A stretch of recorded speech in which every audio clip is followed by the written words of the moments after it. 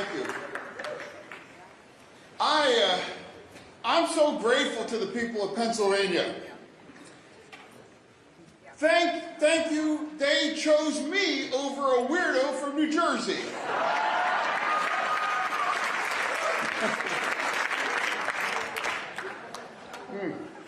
At any rate, but no.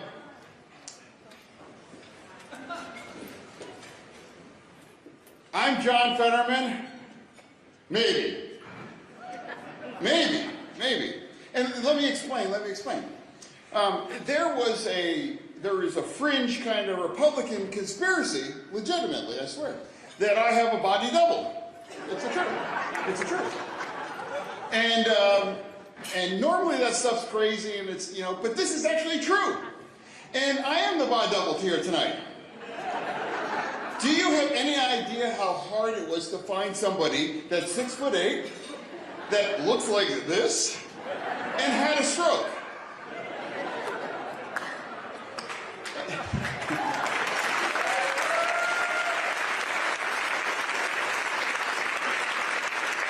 Yeah, maybe you had heard something that I did have a stroke if you followed the race. And, after my stroke, I would miss some words, and tonight I might miss some words. But the words that I would miss, it was like candy. It was candy for Fox News. They can't get enough of it, and put it in again and again, and they have to put it out, have it go viral.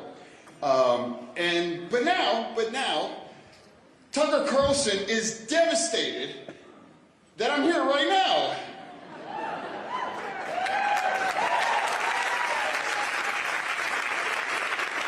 Tucker Carlson is unemployed, but I am employed.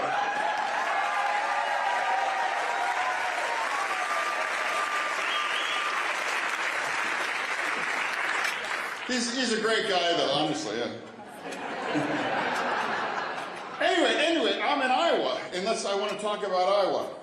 And I want to talk about the important issues, really, as well, too. And again, I want to, Rob, thank you for thank you. For years and years, I followed him on Twitter. And one of the things that I've heard about is I have this thing called, and let me get this right, breakfast pizza. Right? And I was like, okay, I have to trust this. And, he picked me up in his truck, and we went, and he explained that there's two things. There's come and go, and there's Casey's. There's Casey, okay? And if any of you follow Pennsylvania at all, and no reason why you should, but we have two things too. It's called Wawa. Wawa, anyone get the reference? And they have Sheetz. And of course, ironically, Sheetz was founded in Altoona, Pennsylvania as well. But at any rate, so we went out there this morning and I tried them both of their breakfast pizza. And you know what? I got into public service. I'm going to be making the tough calls, and I have the guts to do that. And I got to tell you, I stand with Casey.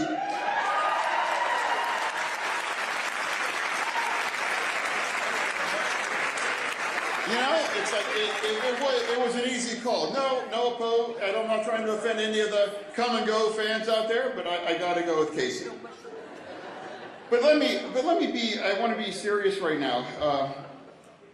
Politics is a very, very cynical kind of business. It really is. And politicians, they pander a lot, right? I mean, don't you guys know that in Iowa about that, Drew? They really do. But I hope you realize, or I hope that you think that I'm different than that. And I don't do that. But by the way, I love ethanol.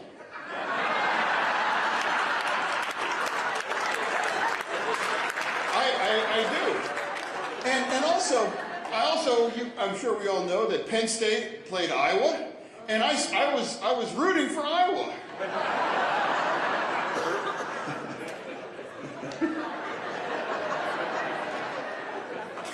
It's really kind of sad, the kind of pandering.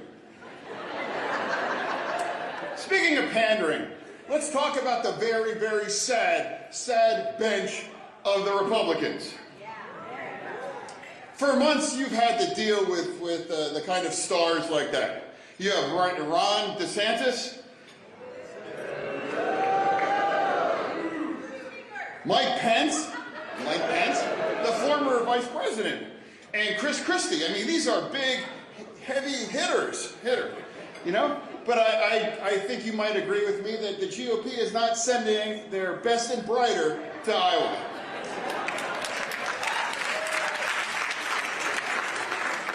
Were you as I, were you devastated when Mike Pence dropped out? When I got the news. So can we join for a moment of silence for that?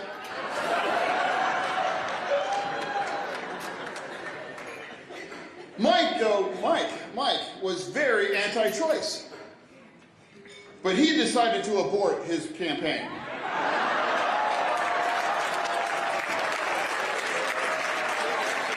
He's a gifting man. He was able, you know how hard you have to work in order to get fewer than 10 people to show up to the Pizza Ranch. He pulled it off though. He did. But it gets better. Let's talk about your governor from Florida. DeSantis, he never really looked comfortable. Like,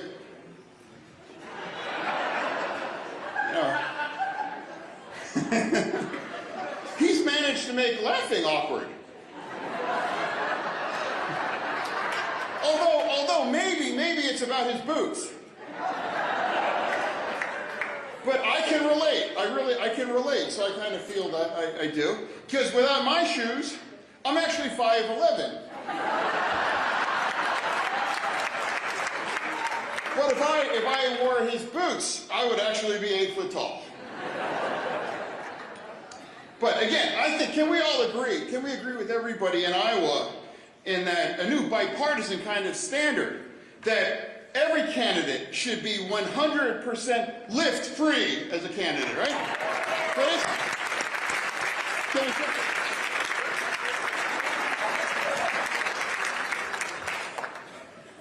But you really must be getting so tired of all these people. I mean, I'm tired about it. I don't have to see all the commercials on that trip. But it must be even worse for the candidates themselves.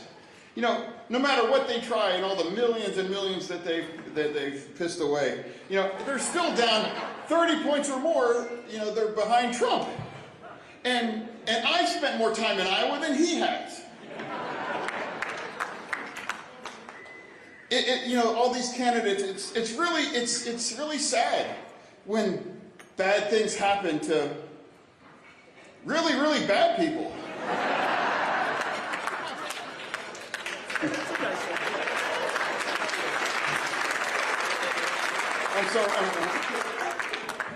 I don't know. Maybe if you follow things in DC really closely, But yeah. But you might, maybe you think that there's a lot of dysfunctional in DC. True, right? Yeah. Well, I'm here to tell you, I came from DC and Pennsylvania to tell you in Iowa, yes, it is dysfunctional in DC. But I'm asking all of you to relax. It's much worse than you think. We have one of my colleagues that have gold bars and a mattress. But I'm sure it was an innocent explanation. I'm sure.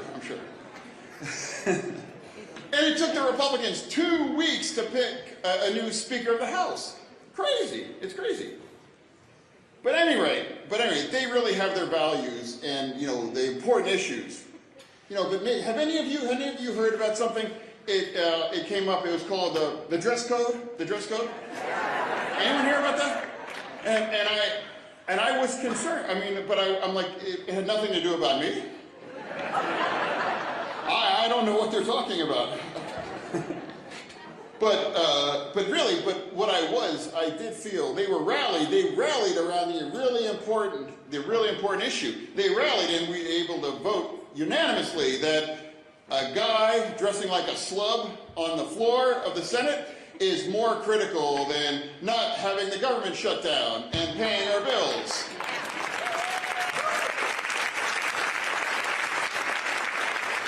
Fox News thought the world was going to burn. He's lowering the bar. He's a disgrace. My favorite insult, it was Martha Crawley, revolting slob. and Tucker Carlson, crazy stroke victim. But Fox News elevated as a folk hero, the Republican who was groping and vaping during a musical.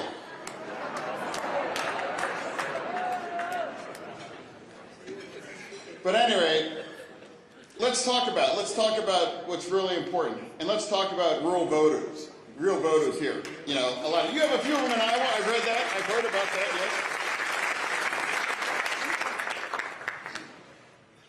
yes. And we have a lot of them in my Pennsylvania as well too.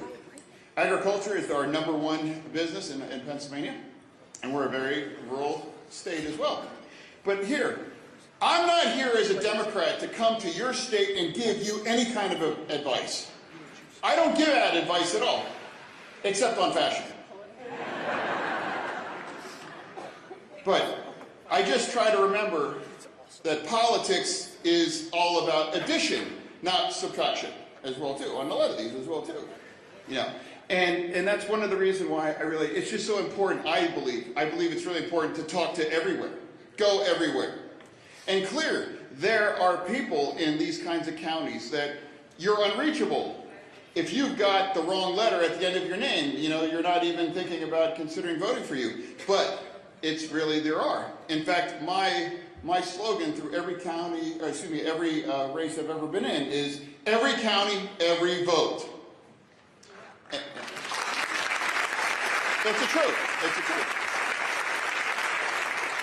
Why am I in Iowa? Well, because I really wanted to have some breakfast pizza.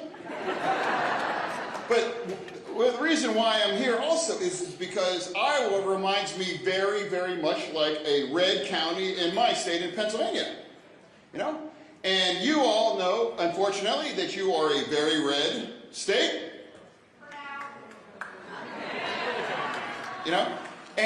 But yet you're still here. You're here tonight. You do the hard work. You get on them, and when, do you have uncomfortable conversations across Iowa, if you are a Democrat in some of these places? We certainly do. Has anyone have a sign stolen? Have you ever, again, you are the true believers of democratic ideals here, and so thank you for the work that you're willing to do.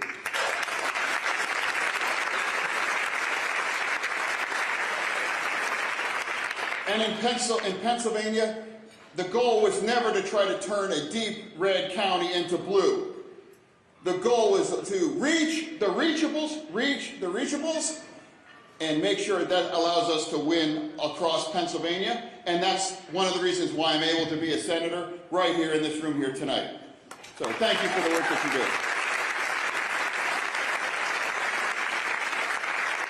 That doesn't mean we betray, our core values, but it also doesn't mean that we have to be perfect or anyone has to be perfect.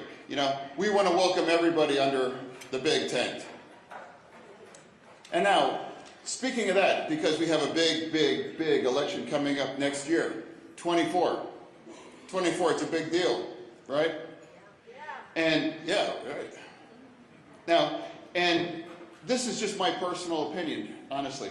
Is that right now there seems to be emerging kind of a vibe that there are Democrats kind of being critical and and some actually going after President Biden. Respectfully, we should be focused on Republicans, not picking on